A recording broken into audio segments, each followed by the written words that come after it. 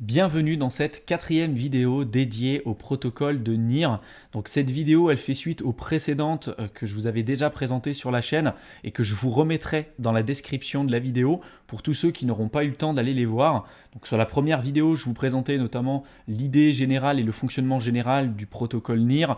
Dans la seconde, je vous ai montré comment créer un portefeuille sur NIR et comment staker vos NIR pour utiliser correctement toutes ces fonctionnalités-là et obtenir des revenus complémentaires.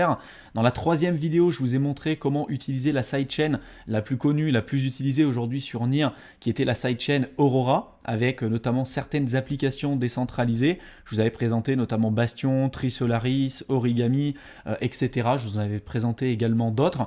Donc j'espère que vous les avez vus. Si ce n'est pas le cas, encore une fois, je vous remets les liens dans la description de la vidéo pour que vous puissiez vous mettre à jour et que vous puissiez comprendre un peu plus ce que je vais essayer de vous expliquer dans cette vidéo.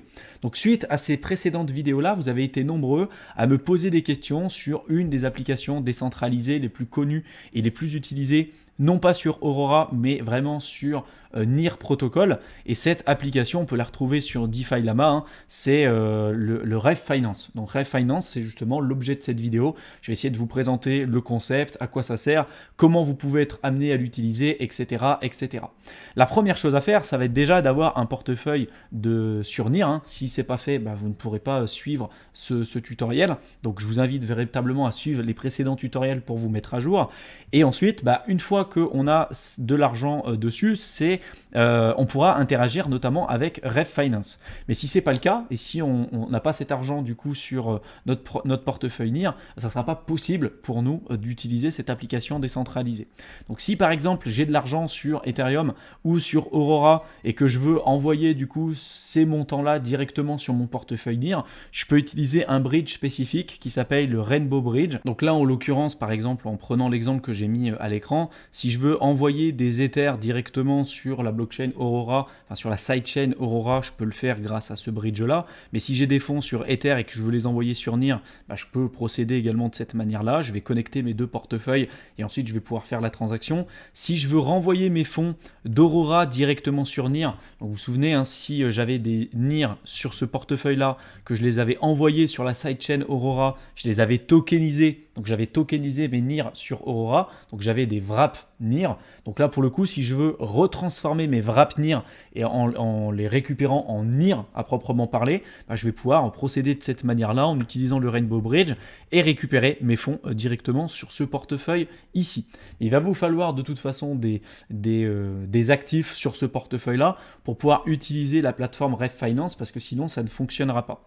Donc Rev Finance, c'est aujourd'hui, comme je l'ai expliqué un petit peu plus tôt, c'est la plateforme aujourd'hui, l'application décentralisée la plus utilisée sur l'écosystème NIR. Et le fonctionnement n'est pas forcément extrêmement complexe. À partir du moment où on a déjà utilisé une, deux, trois applications décentralisées différentes sur la finance décentralisée, que ce soit sur Ethereum, que ce soit sur Avalanche, que ce soit sur Solana, que ce soit sur Cosmos ou autre, franchement, une fois qu'on a compris le concept, c'est toujours à peu près la même chose. Il y a quelques changements, mais souvent c'est toujours à peu près la même chose. Mais vous avez été nombreux à me poser des questions sur Rev Finance, donc je me suis dit pourquoi pas du coup vous présenter le concept dans cette vidéo. Donc quand vous allez sur l'onglet Rev Finance, la première chose à faire, ça va être de connecter votre portefeuille NIR. Donc moi c'est ce que j'ai fait, j'ai cliqué ici sur le petit bouton, j'ai connecté mon portefeuille NIR. Il y a une fenêtre qui s'est ouverte, il a fallu que je valide la transaction pour ensuite que j'approuve l'accès de ce protocole-là à mon portefeuille. Et une fois que c'est fait, du coup, on arrive sur cette interface-là. Donc comme sur tous les DEX, on a la possibilité de faire des swaps, donc d'échanger des tokens contre d'autres tokens différents. Donc par exemple, là, admettons que j'ai des USDC sur mon portefeuille et que je souhaite, les transformer par exemple en USDT, j'ai la possibilité de le faire. L'intérêt d'utiliser Rev Finance par rapport à d'autres protocoles, c'est quand même que les frais sont relativement faibles. Et puis pareil sur les autres protocoles que je vous avais montré sur Aurora, les temps de transaction sont extrêmement faibles et les frais de transaction aussi sont extrêmement faibles. Donc vous avez la possibilité là ici de swapper et d'échanger des tokens contre d'autres tokens ou quelques crypto-monnaies contre d'autres crypto-monnaies avec des frais qui sont relativement faibles. Soyez vigilants quand même parce que les frais qui sont appliqués lorsque vous allez faire un swap par exemple entre différents projets, là en l'occurrence par exemple de l'USDT contre de l'USDC contre de l'USDT, je ne vais pas payer les mêmes types de frais que si je swap par exemple des Ethers contre des wraps Bitcoin par exemple. Voilà, il y a des frais qui sont spécifiques en fonction de l'offre, de la demande et en fonction de ce que va proposer aujourd'hui le protocole. Donc pour avoir une vision un peu plus objective de tout ça, on peut aller dans l'onglet Pool, on va cliquer ici sur View Pool. Et là, derrière, on va avoir les 3113 pools différents avec les frais qui sont appliqués et puis la TVL présente dessus, la Total Value Locked sur chacune de ces différents pools. Donc là, le pool le plus important, c'est l'Ether Wrap Bitcoin, mais on a également aussi le REF qui est le token de la plateforme de REF Finance. On a aussi donc REF et puis le Wrap NIR. On a également le Ether Wrap NIR, etc., etc. Et on voit que plus on descend, moins il y a finalement de liquidité disponible. Et sur la plupart après des autres pools de liquidité, en réalité, c'est que de la poussière. Ça ne nous intéresse pas forcément. C'est trop faible pour être intéressant. Si jamais vous vous intéressez à swapper, par exemple, certaines crypto-monnaies par rapport à d'autres, je vous invite quand même à regarder la liquidité qu'il y a sur certains pools pour être sûr que derrière, vous puissiez bien faire les échanges comme vous voulez. Pour l'exemple tout à l'heure entre de l'USDT et de l'USDC, pour le coup, on voit que ça ne fait pas du tout partie des pools de liquidité pour lesquels on a une TVL importante. Donc il faut être vraiment très vigilant et je ne vous conseille pas forcément de faire cet échange-là, en tout cas sur cette plateforme.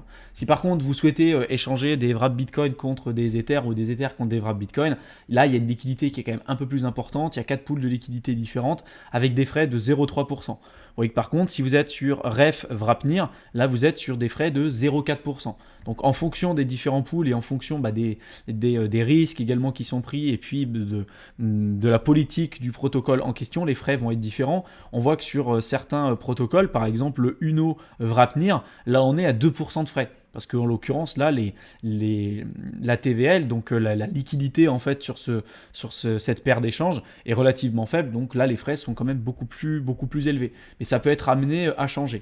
Si vous voulez échanger notamment des stablecoins contre d'autres stablecoins, vous avez l'onglet Stable Swap qui va vous permettre du coup de choisir, tiens, je veux échanger de l'USDT contre de l'USDC ou du DAI, ou si je veux échanger de l'USDC contre des DAI ou contre des USDT. Enfin voilà, vous avez la possibilité également d'utiliser cet onglet-là pour pouvoir faire vos échanges, mais également aussi ajouter de la liquidité sur des stablecoins spécifiques pour obtenir un LP token, un Liquidity Provider Token, que vous pourrez être en mesure de staker pour être rémunéré, notamment avec le token de la plateforme qui est le REF Token et qui aujourd'hui a une valeur de 2,32$. Une fois que vous avez participé et que vous avez sélectionné le pool de liquidité auquel vous souhaitez aujourd'hui avoir une part active dans le protocole, vous allez recevoir, du coup, comme je vous l'avais expliqué un petit peu plus tôt, un LP token qui va représenter votre part dans ce pool de liquidité-là et qui va vous permettre de recevoir une partie des frais qui sont payés par les personnes qui vont swapper des tokens par rapport à d'autres et puis pour pouvoir faire des échanges en fait tout simplement sur cette plateforme. Une fois que vous avez en votre possession ce LP token, vous allez pouvoir participer à certaines fermes de farming spécifiques et que vous pourrez retrouver ici dans l'onglet farm. Donc là vous avez ici toutes les fermes qui sont aujourd'hui en live et que vous pourrez être amené à utiliser.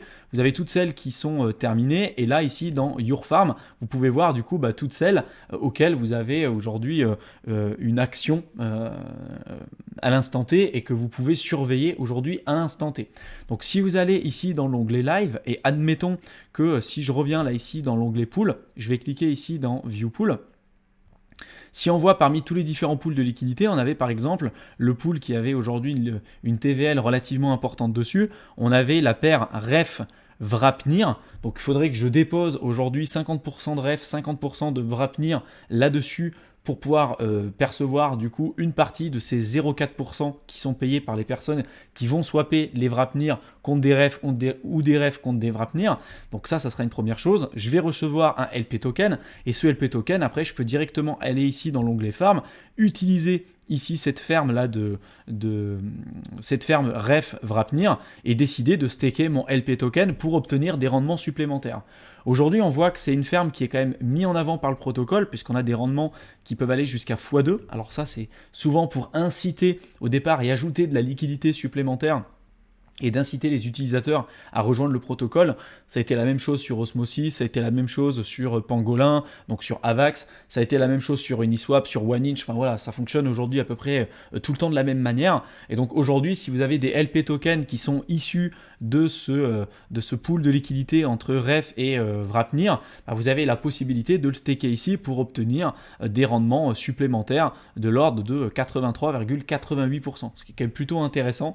Et donc là, pour le coup, il y en a une partie qui va vous être versée, enfin même une grosse majorité qui va vous être versée à hauteur de 80%, presque 81% directement en REF token, mais donc qui est le token de la plateforme REF Finance. Mais vous allez avoir aussi la possibilité de recevoir des récompenses. Alors je ne connais pas du tout ces autres tokens là, mais vous allez avoir la possibilité du coup de recevoir des tokens de l'ordre de 0,01% pour ce token là, le 1,68 pour l'autre, etc. Vous pourrez retrouver le nom en dessous de ces autres tokens. Donc on a le Paras, on a le Myria, on a le REF qui représente la grosse majorité des récompenses auxquelles on pourra avoir accès. On a aussi le Skyward, le Debio, le Marmage. Bon bref, franchement, je ne connais absolument pas ces tokens-là, donc je vais pas vous mentir. Mais de toute façon, nous, ce qui nous intéresse de manière générale, c'est plutôt d'être rémunéré avec le token de la plateforme en question, parce qu'après, une fois que vous avez encore une fois récupéré des REF tokens sur votre portefeuille, rien ne vous empêche de rééchanger ces REF tokens contre par exemple d'autres Wrapnir, de récupérer encore d'autres LP tokens et de pouvoir de nouveau les remettre en staking et de faire comme ce qu'on appelle une boucle de staking pour à chaque fois avoir des revenus passifs complémentaires et qui vont vraiment se démultiplier les uns avec les autres. C'est des stratégies qu'on peut vous expliquer, qu'on peut vous aider à mettre en place si jamais ça vous intéresse et si jamais vous souhaitez qu'on fasse une vidéo complète là-dessus. Donc n'hésitez pas à nous en faire part dans la section commentaires si c'est des sujets qui vous intéressent. Mais voilà un petit peu l'idée globale qui se cache derrière aujourd'hui la plateforme REF Finance. J'espère que cette vidéo vous a plu. Si vous avez des questions, des interrogations, comme d'habitude, des sujets que vous aimeriez qu'on traite, n'hésitez pas à nous en faire part dans la section commentaires. Je vous mets le lien de notre guide offert que vous pouvez télécharger à destination de toutes les personnes qui souhaitent aujourd'hui se lancer dans l'écosystème crypto mais qui ne savent pas par où commencer. Vous avez simplement à cliquer dans le lien qu'on vous met dans la description de la vidéo, rentrer votre adresse mail et puis on vous envoie du coup le guide en quelques minutes seulement dans votre boîte de réception. Je vous souhaite une excellente fin de soirée à tous et je vous retrouve dans une prochaine vidéo. À bientôt.